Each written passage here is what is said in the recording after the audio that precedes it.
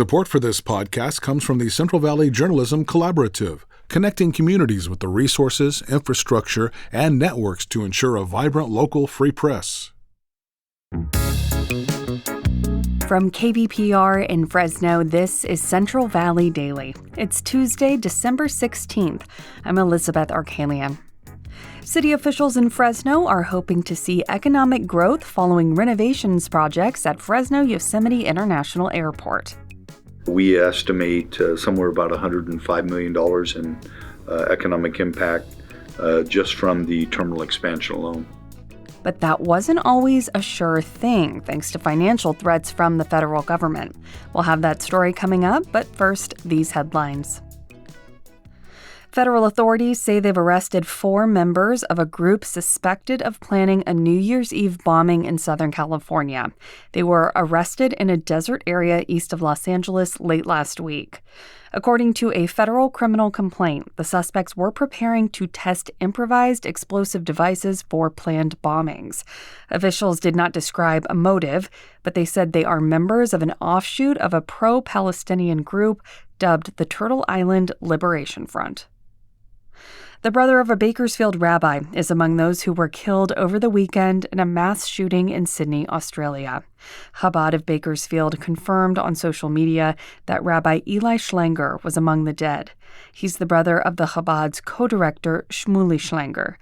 The Jewish community gathered in Bakersfield on Sunday for a menorah lighting hours after the news was confirmed.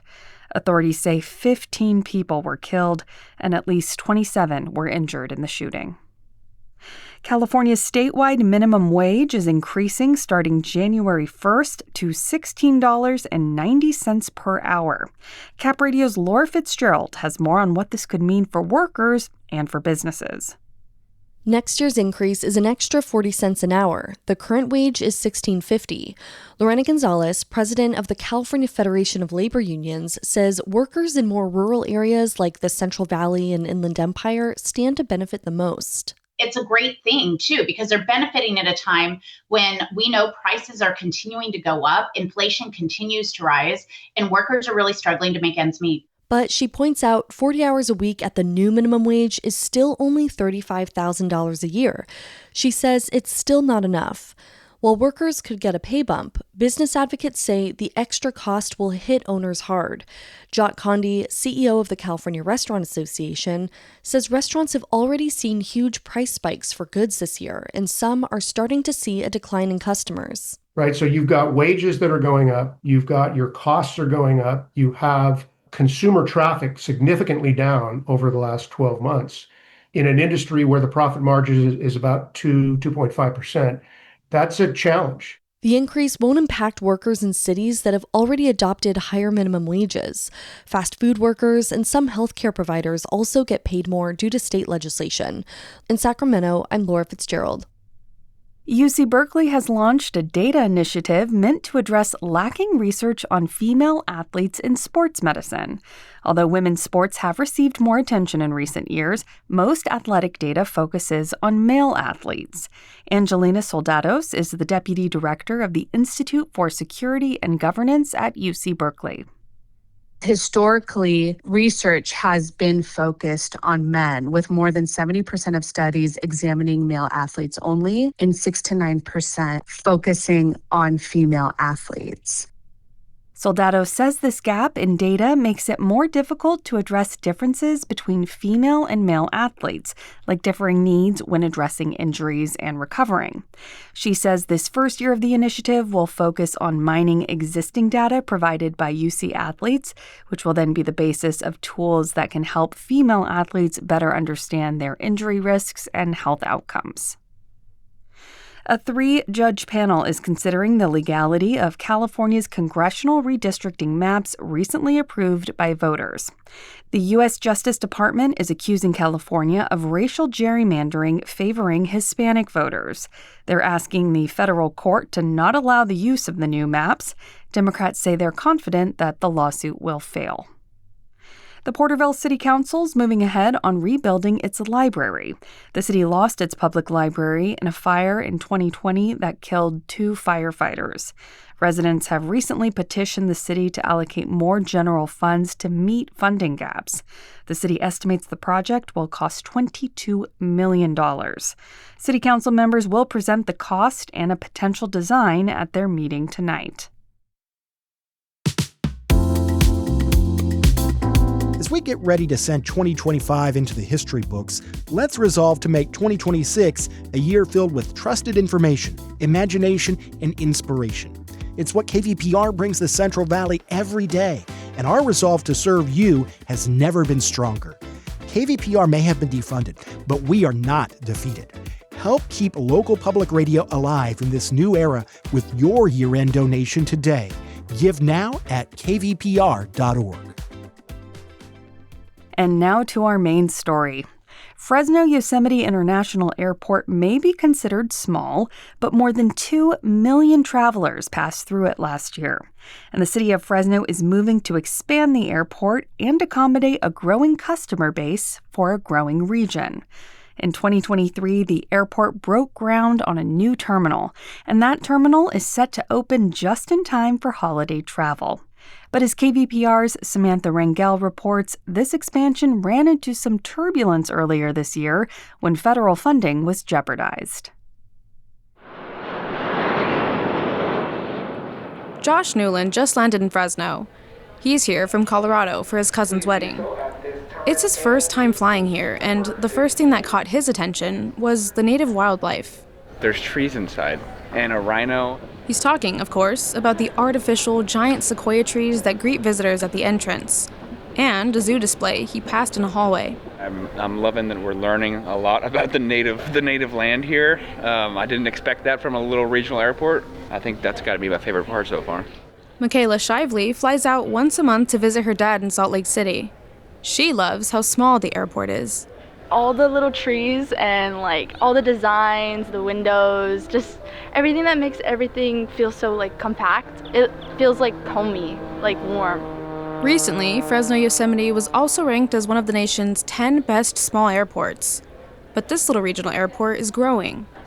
Flyers will soon enjoy a new terminal, repaved runways, new restaurants, and potentially a new air traffic control tower.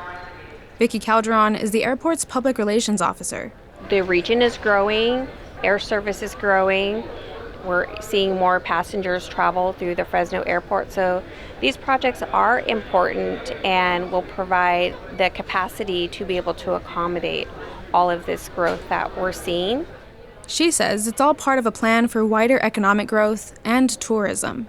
It will draw visitors to Fresno and to the region through our airport as a gateway to the region. Construction on these projects began in 2023. The expanded TSA lines are fully open with the floor-to-ceiling mural on the back wall. City leaders unveiled a new mascot, a blue bird wearing an aviator hat, and the terminal refresh is on track to be fully functioning in the new year. But like any flight that starts out smooth, the plan to expand the airport ran into some last-mile scary bumps. Mayor Jerry Dyer says all was going well until the federal government decided to pull funding for the city. And not just for the airport, also for capital improvement projects, transportation, housing, and environmental safety. We had a total of about $642 million at risk. The reason? Fresno refused to remove, quote, woke language related to diversity, equity, and inclusion from its grants. City leaders viewed the threats as federal overreach. So, in August, the city sued the government, demanding the feds restore that funding. The city of Fresno did not want to initiate litigation against the federal government, but we felt we had to. Other cities signed on to the lawsuit too, including Sacramento, Eureka, and South Lake Tahoe. In September, a judge ruled in favor of the cities, though the federal government recently appealed the ruling. Still, Fresno is continuing renovations as planned. Dyer says that's a good thing. He estimates the work has provided over 500 local jobs and will boost the city's economy. We estimate somewhere about $105 million in economic impact just from the terminal expansion alone. So I wondered, could a major expansion make this little airport lose its charm? Michaela Shively isn't worried. In fact, she's ready for new snacks. I'm excited for the new terminals because obviously I want more straight flights. And then I'm excited for the Einsteins and the Ikes because Ikes is my favorite, like, sub sandwiches. She and other visitors just hope the airport doesn't get too crowded. With KVPR News, I'm Samantha Rangel. And Samantha joins me now to discuss her reporting a little further. Hey, Sam. Hey, Liz. Okay, so to start, you did get a tour of the airport for this story. So tell us about what you think of these renovations and how they'll change the experience of being there. Yeah, well, first off, I'm pretty excited for the renovations. Although I'm not a frequent flyer, I do see how these improvements are, something to look forward to. I imagine that this will make the airport a lot more accessible, especially for people who do travel often. I didn't get to mention it in the feature, but I also saw that they were implementing a service animal relief area, which I thought was really thoughtful, especially for people who do have their animals with them, which is super cool. Yeah, certainly. Now, you mentioned that Einstein bagels and Ike's Love and sandwiches are coming in. What about local additions to the airport? Anything homegrown setting up there? Yes, I believe there's going to be a Mad Duck that is opening soon inside the first airport terminal, the one that's already open and existing. And there was also a new mascot introduced, which is super cool, about a couple weeks ago. I wasn't there to do those interviews when that happened. That was a little more recently, but it's actually a little blue bird named Gordo. And I think that comes from, so the airport used to be considered the Fresno Air Terminal, FAT. And so fat in Spanish is Gordo. So that you have a little blue bird now, Cute. Little mascot with these little hiking boots. A big boots. blue bird. Yes, a big blue bird with these hiking boots. Super cute, little aviator goggles. And so there's also this big floor-to-ceiling mural, and these two local artists created it, and it's super bright. You can see it right after the security screening area, so it's going to be right between the entrance to the existing and the new terminal. It's a really beautiful photo opportunity, too, but it really paints Fresno great. What's the mural of? It has one of the downtown Fresno buildings, and then just all sorts of trees and colors, I think kind of relating back to the sequoia trees in the entrance of the airport. So it has a lot of little Fresno features, but it's super huge. Very cool. Yeah. I bet there will be a lot of photo ops there. Yes. Did you come across any community concerns or criticism about the expansion plan during your reporting process? I did. I talked to some different travelers, and I feel like there was a mix of both worry and excitement. I can see, of course, the excitement for the new food options, this big mural. But I also know there was a lot of travelers who noted like the worry with foot traffic and just it being super busy.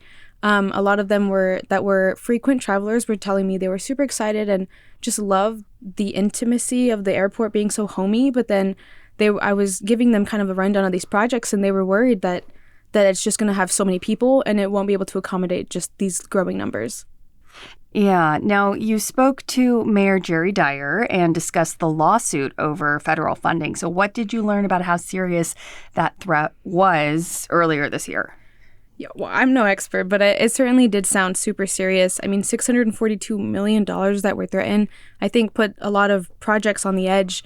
And of course, like, those funds were necessary for new projects. And I know the mayor was talking about a runway expansion that couldn't have been done without that funding. So it was a little interesting for me to see that Dyer was super calm and certain that the city wouldn't back down, continuing these airport projects, these really large airport projects, even during the lawsuit. What does this expansion say about how Fresno sees itself and its future, do you think?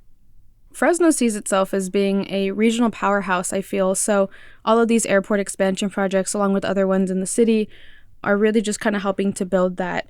And I also think that people see airports as just something that they use, just like this facility that everyone kind of has access to. But really, I think it's a big part of the economic growth here in the Valley, especially with the recent ranking of being one of the top 10 small airports and just, bringing all of these projects and restaurants to the area to kind of get that traffic.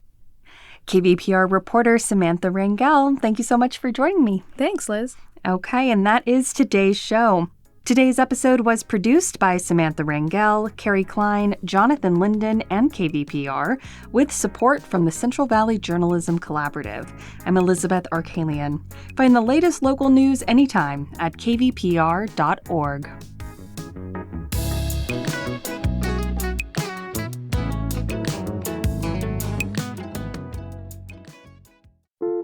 How does AI even work? Where does creativity come from? What's the secret to living longer? TED Radio Hour explores the biggest questions with some of the world's greatest thinkers. They will surprise, challenge, and even change you. Listen to NPR's TED Radio Hour wherever you get your podcasts.